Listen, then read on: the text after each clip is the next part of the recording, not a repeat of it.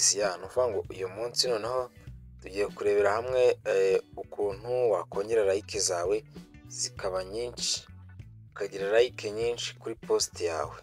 Okay, tugiye gutangira kuri weho uraza login muri account yawe, then numara kulogingamo uraza tugiye gucekinga urakora za setup twakoze za mbere zo gukora public ya account yawe. Then mara gukora public account yawe, icyo ugiye kuza uraza urebe hano hantu. Urabona nk'uyu muntu gutya tuba tumureba tumuha like byoroshye. Nawe rero ibyo tugiye gukora bizaba bigufasha kuba umuntu wari wese agomba yabona ifoto yawe imbere ya screen ye, bigatuma aguha like. Uragenda ukande kuri ziriya like afite, then ujye ukandaho ads. Tugiye kurwanya kuba wagira like nkeya.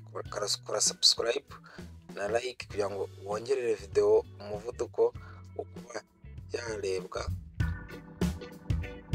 then tubone ukuntu nzajya tubaha video zikurikira na nyuma y'iyi ngiyi.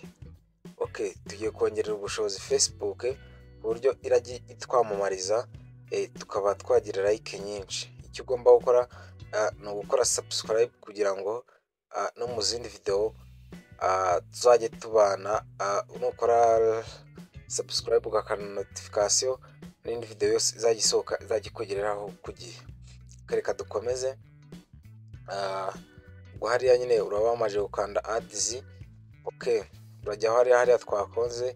Noneho hano uze hano harara ushobora kujyaho ugasanga ntabwo uri kubona ads, then uraza hano muri friend. Hano hari utuntu tubiri, then ujye urebe umuntu ufite ukoma, ufite like nyinshi cyangwa aho ufite abantu muhuriyeho benshi.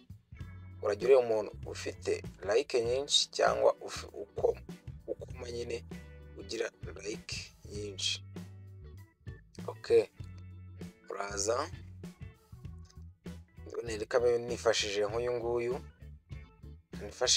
nguyu tubimukoreho turebe. Uraza ukanda cyangwa seen or friend, then urabona ko ads tuzibonye. Urajya ukora ads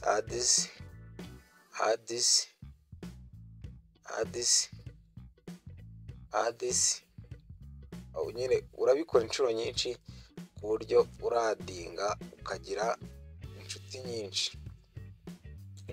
nyinshi. Urakora ads wowe urakora ads nyinshi nyine bitewe n'izo ushaka ko zigufasha. Okay,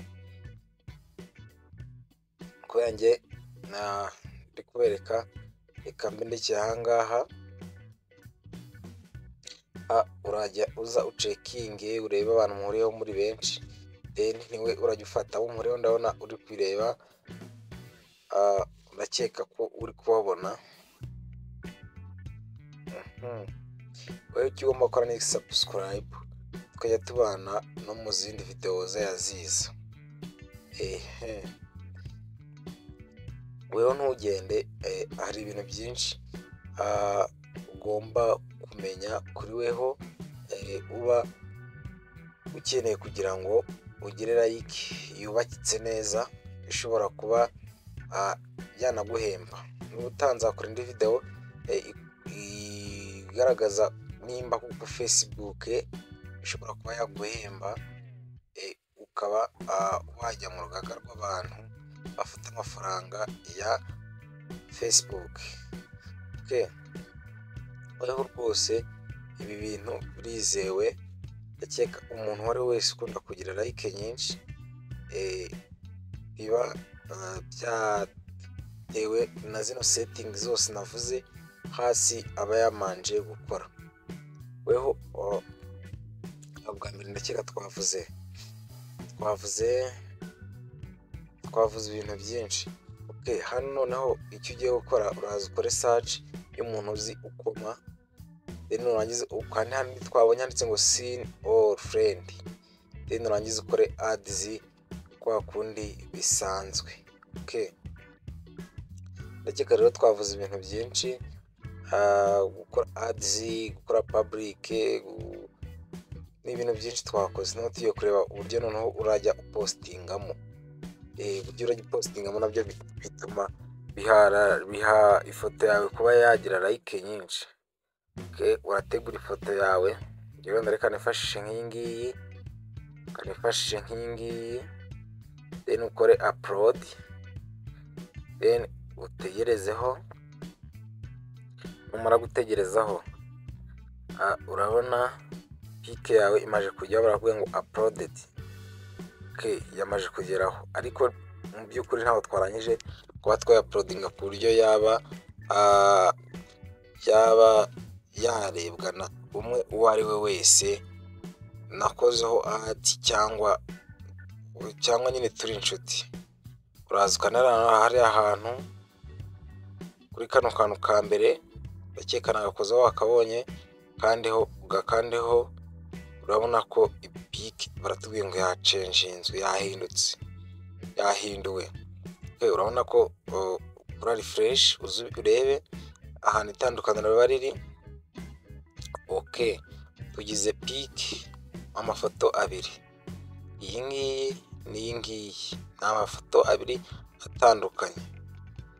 Cyeka ko uri kubibona amafoto abiri atandukanye. Okay, ugiye no kureba urasanga like ziri kwihuta cyane mu kanya gato. Okay, icyo ugomba gukora ni ugukora subscribe, tugatubona no mu zindi video zikurikira.